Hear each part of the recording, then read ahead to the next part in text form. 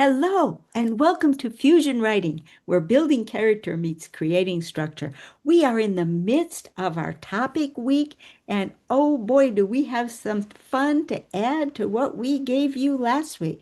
Victoria, what will you tease us with on this Monday Compass? Well, we're going to do things out of order. I'm going rogue this week. And so when you come back tomorrow, we're going to take what we've been working on talking about time and using different ways of bending and treating time in your story.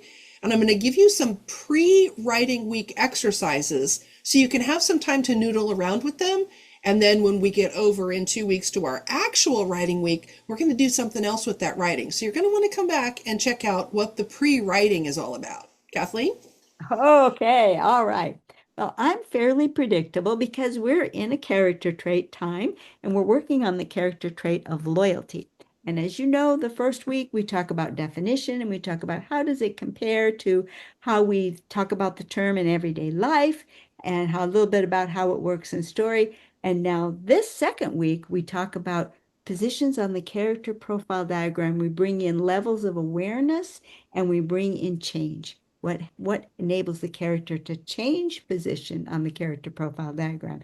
So come on back tomorrow so we can see how loyalty can be a dynamic force for characters in your story. See you then. Bye bye.